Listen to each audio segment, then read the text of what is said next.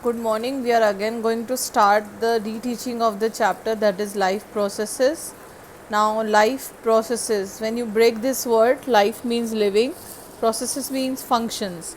So, all those functions that are performed by living organisms in order to live are known as life processes. Here are some life processes given in the image: nutrition, transportation, digestion or metabolism, respiration, excretion, reproduction. We all do these processes in order to survive or live. So, that is the life process. Now, we are going to start our chapter with the first life process, that is nutrition.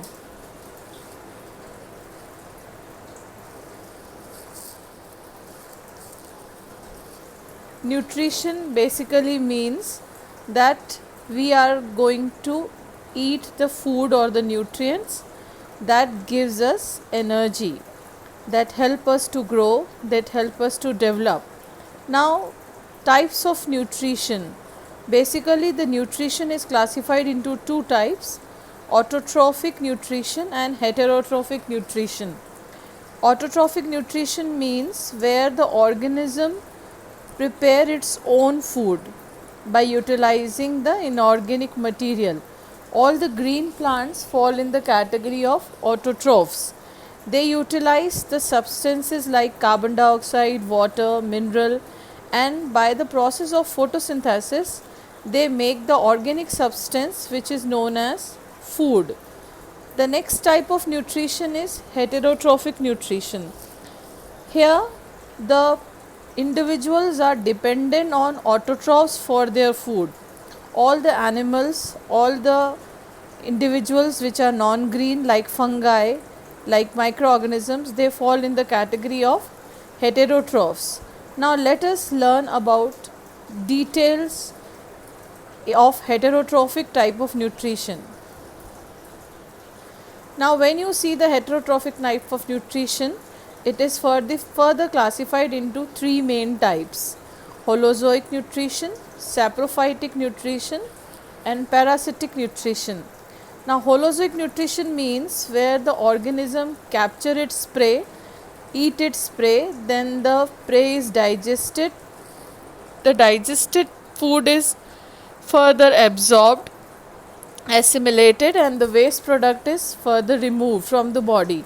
So, if we say the stage of or steps of the holozoic nutrition, that it involves ingestion, which means the food is taken in. Then it involves digestion, where the food is converted from complex organic matter to simple. Then after digestion is absorption, where the food is taken to the body parts through blood. After that is assimilation, where the food is stored in various parts in order to help in growth and development. And last is egestion, where the individuals remove the food from the body, that is the waste material is removed out by the process.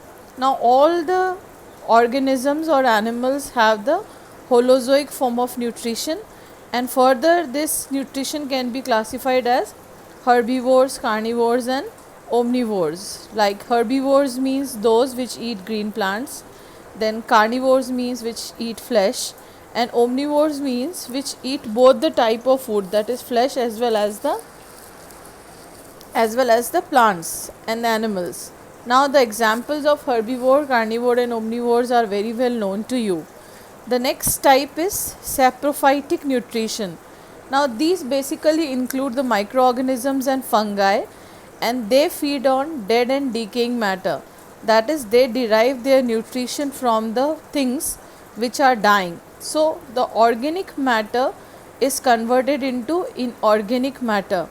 Generally, these microorganisms are very small in size, that is, bacteria and fungi are very small, and dead bodies are very big in size. So, what these saprophytes do, they release their content on the body of the dead organism, and this content or these acids or chemicals convert the complex material into simple, and these simple inorganic material are further return back to nature.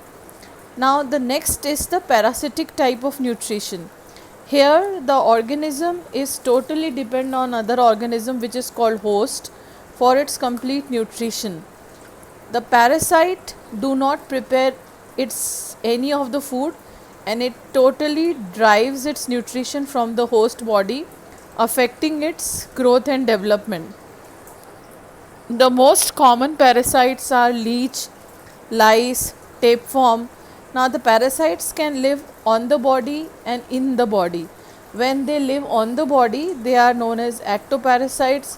When they are living inside the body, they are known as endoparasites. That is all for the day today regarding the nutrition. Now tomorrow we are going to begin our class with nutrition in plants.